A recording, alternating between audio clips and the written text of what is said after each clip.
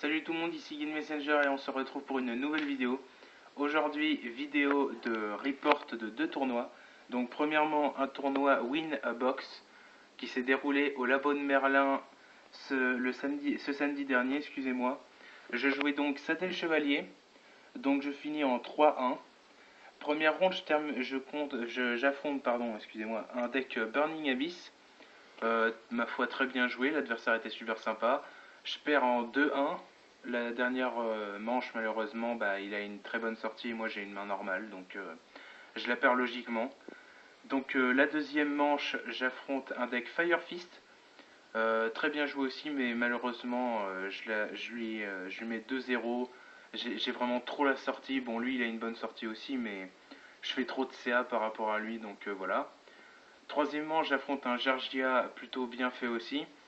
Je lui mets 2-0 sec aussi. Normal. J'ai trop de CA. Il peut absolument rien faire. Je lui sors Delteros. Ensuite, il me le détruit. J'invoque un Altair du deck. Altair invoque Vega. J'invoque Deneb de ma main. Au tour d'après, je fais une Exceed. Il lui reste 2000. Je fais un Triver. Je remonte toutes les cartes à sa main, j'attaque directement et il perd la game comme ça, et il perd le tournoi donc. Et enfin, j'affronte un deck... pardon. J'affronte un deck Photon en table 2, donc forcément je gagne pas la box. Mais j'affronte un deck Photon, je lui mets 2-0 aussi. Tout simplement parce que, encore une fois, c'est une question de CA. Je peux toujours remonter ce qu'il me fait, et malheureusement pour lui, il y a un moment, il a pas pu remonter. Donc je finis en 3-1. Je suis un petit peu dégoûté de perdre contre Burning Abyss, mais bon, c'est comme ça. Du coup, je ramène quand même un tapis de la dernière extension, qui est à la vente. Donc si ça intéresse un de mes abonnés, il n'y a pas de souci. Excusez-moi.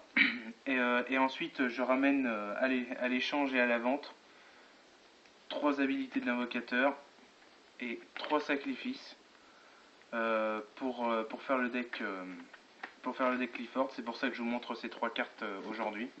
Et ensuite, le lendemain, j'ai un tournoi régional qui s'est déroulé à Le Mans. Donc malheureusement, ça s'est pas super bien passé. Je suis assez déçu. Donc première manche, j'affronte un deck Clifford. Il me bat 2-0 parce que j'ai tout simplement des mains injouables. Donc bravo à lui quand même, ça a été un match intéressant. Puis j'ai pu vérifier mes informations par rapport à ce deck. Donc c'est un deck très fort et je pense vraiment le jouer. Donc il me manque un scout. Si quelqu'un peut me faire une offre, on verra. Ensuite en table 2, j'affronte un deck Gergia. Alors il faut quand même que je vous raconte une anecdote là-dessus. Je gagne la première mais on finit aux 40 minutes. Il joue un deck Gergia Lock. Franchement c'était un super bon match mine de rien.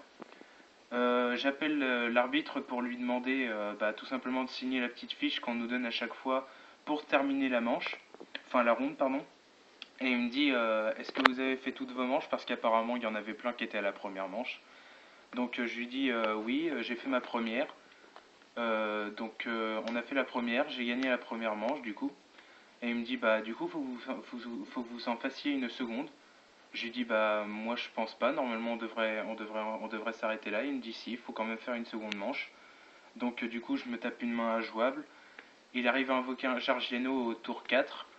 Il m'attaque, je perds 1000, je pioche.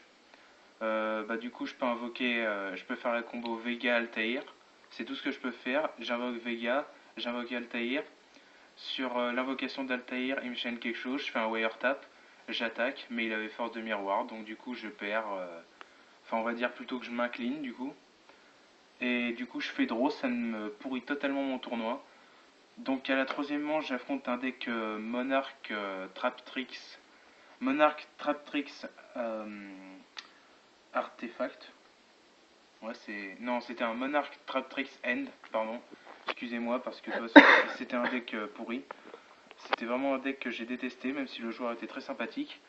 Donc on finit en 2-1. La première, il me la prend parce que je connais pas du tout son deck, donc je me fais avoir. La deuxième, je le mets au TK. Et la troisième, il a tout pour me gérer. Et puis malheureusement, son deck contre un peu le métagame. Donc mes effets de monstre, tout ça. Donc je la perds logiquement. À la quatrième ronde, j'affronte un joueur que je ne connaissais pas du tout, je l'ai jamais vu, mais il était super sympa. Il joue un deck synchro avec plein de combos marrantes. Donc je ferai peut-être une deck profile par rapport à Dueling Network là-dessus parce que j'ai vraiment adoré son deck.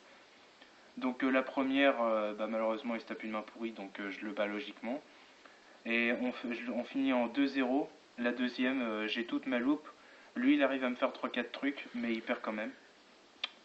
Ensuite à la cinquième ronde j'affronte un deck Worm End.